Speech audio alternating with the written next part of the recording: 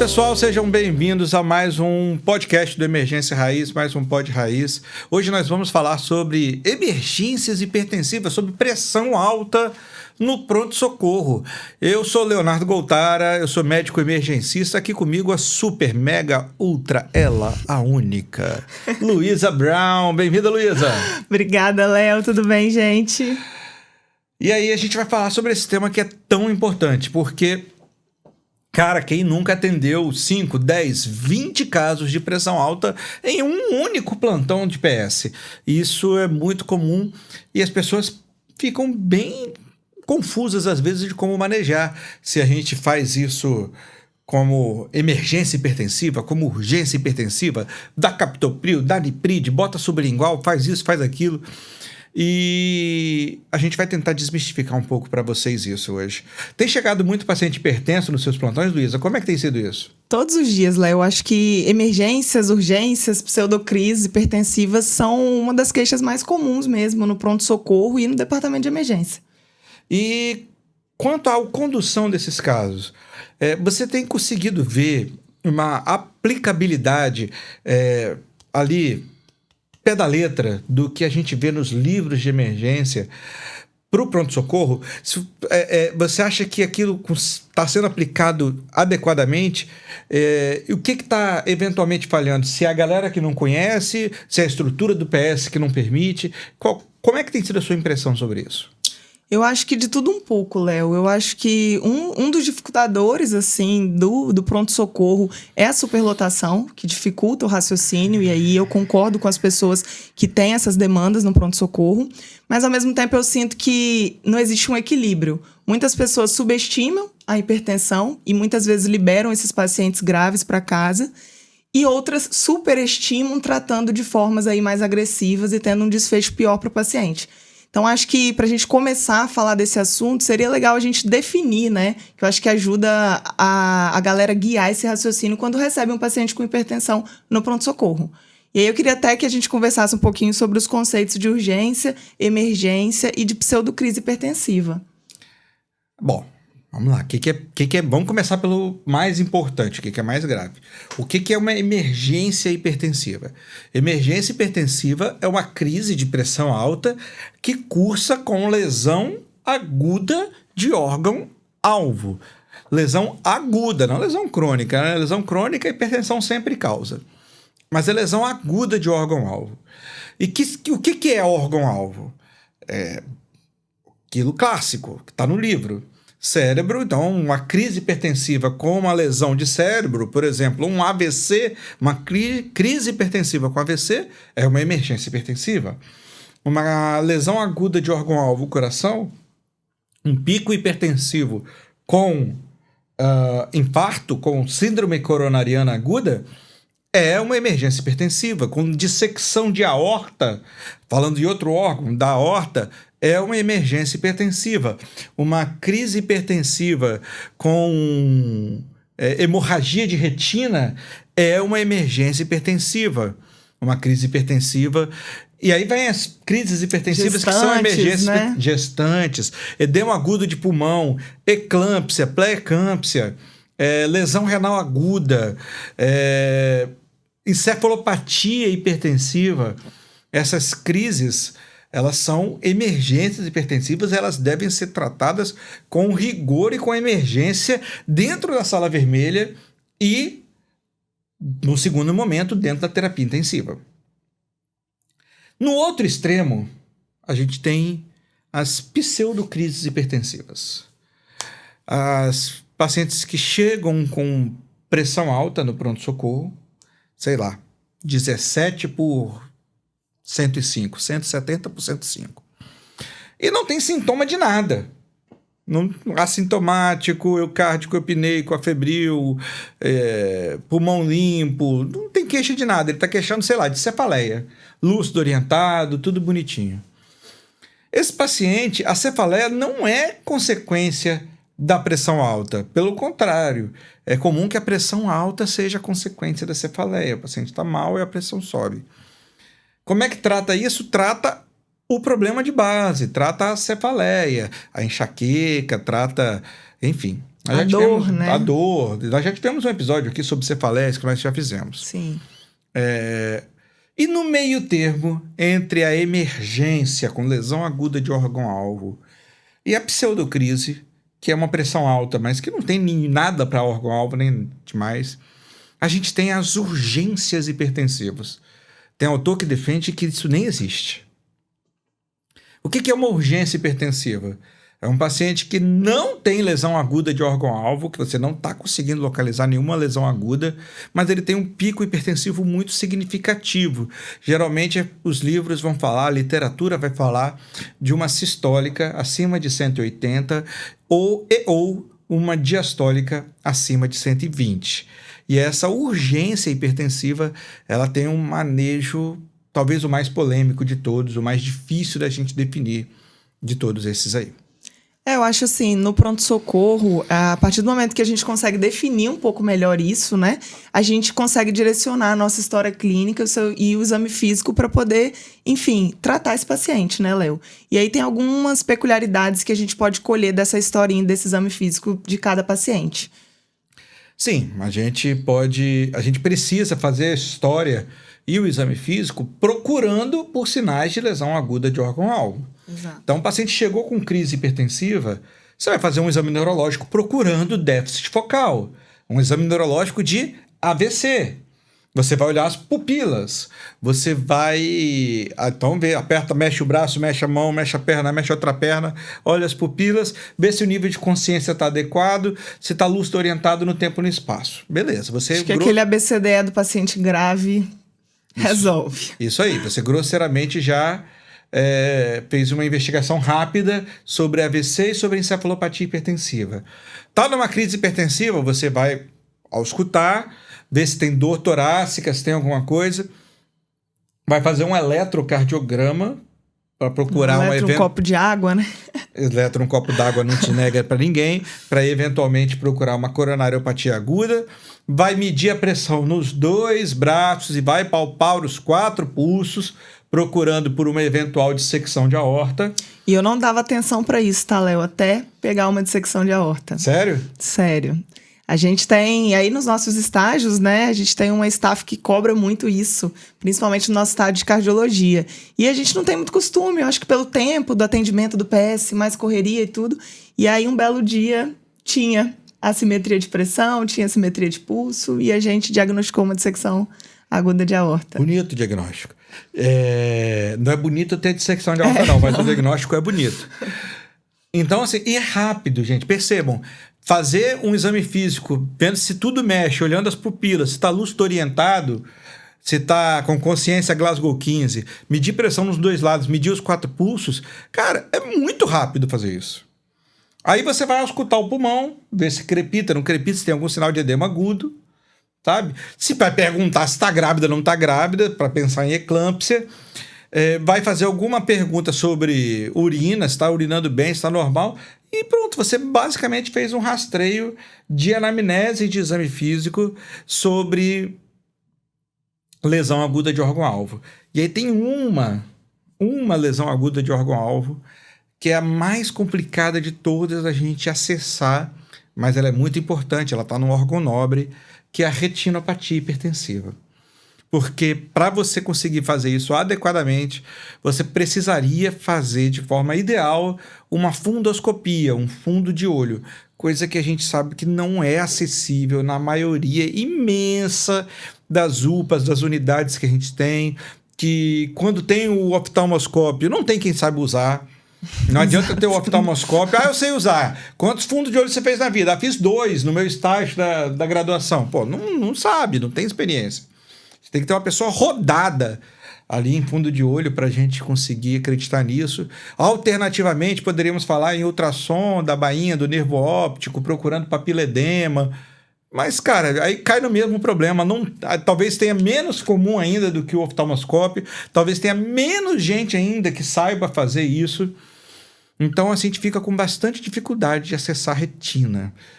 Mas de anamnese de exame físico numa crise hipertensiva, é isso, assim, a gente tem esse problema sério de olhar para a retina do paciente e conseguir acessá-la na vida real, porque Na vida dos livros, a gente sabe acessar. Fundo de olho, ultrassom da bainha do nervo óptico. Ah, beleza, lindo. Tô falando da vida real. Na vida real é difícil de acessar isso. Na raiz, né? Na emergência raiz. Mas, exatamente. Mas o resto é fácil. Eletro, copo d'água, anamnese, exame físico é rápido. Não tem nenhuma manobra mirabolante de exame físico ou pergunta mirabolante de anamnese para fazer. Eu acho que clareia muito, né? Você investigar a história desse paciente, se ele já é hipertenso ou se ele não é, se ele tomou a medicação dele hoje ou se ele não tomou, né? Se tem algum outro pormenor envolvido que facilite a gente no diagnóstico. Mas assim, você falou essa questão da retinopatia aí, acho que muitas das lesões a gente consegue pescar num exame físico, num bom exame físico. Agora a retina não. E aí o que a gente faz? O paciente chegou hipertenso, a gente vasculhou, não tem mais nada. Quando liberar, quando tratar, quando orientar? Olha... Joga a bomba. Joga a bomba, né? Obrigado, vou pegar a bomba. Se tem lesão de órgão-alvo, a gente trata, ponto. Se não tem lesão de órgão-alvo e a hipertensão é leve, a saber, menor do que 180 por 120, é muito improvável que ele vai ter uma retinopatia aguda com uma crise hipertensiva leve. Esse paciente que tem uma crise hipertensiva leve e todo o resto está descartado e você não consegue acessar a retina por algum motivo, é orientação, segmento ambulatorial, casa. Não tem necessidade. Agora, se o paciente chega com, sei lá, 20 por 12 de pressão arterial, aparentemente assintomático, aparentemente livre de lesão de órgão-alvo, mas você não conseguiu acessar a rotina. A rotina não, a retina. Você não conseguiu acessar a retina. Você acessou todo o resto, rodou eletro, tá tudo liso, mas a retina você não olhou. Você não conseguiu, não tem estrutura para isso. O que faz? Segundo o livro, se a retina estiver livre, lisa, também é uma urgência hipertensivo, ajuste da medicação oral e alta para casa. Na vida real, você não tem como garantir que a retina está livre. Eu não libero esse paciente. Esse paciente, para mim, ele vai ganhar medicação oral e observação dentro do pronto-socorro por algumas horas. A gente tem que ser muito pragmático, pessoal.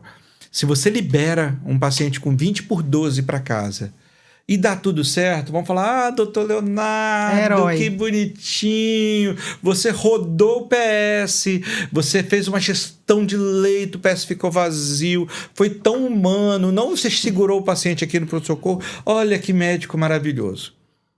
Se você libera esse paciente com 20 por 12 para casa e ele tem uma ziquezira qualquer, uma lesão retiniana qualquer que você não viu e liberou mesmo assim, acredite, não vai aparecer nenhum colega médico para te defender, nenhum gestor, a família do paciente não vai entender que você quis ser legal, que você quis ser bonzinho. Então, assim, conseguiu descartar todas as lesões de órgão-alvo? Show de bola, segue o livro, pode liberar para casa com orientação. Não conseguiu e está numa hipertensão acima do limite, vamos chamar assim de segurança, 18 por 12, se tiver lesão de órgão-alvo, Nipride, medicação venosa, já vamos falar disso, mas se não tiver, dá medicação oral, eventualmente dá um benzodiazepínico, deixa o paciente sentadinho ou deitadinho num canto mais sossegado do PS, queima ali com ele umas 4, 5, 6 horas, vê se a pressão abaixa um pouco, se ele continua assintomático, e aí depois você libera, faz essa alta precoce. É o que eu recomendo.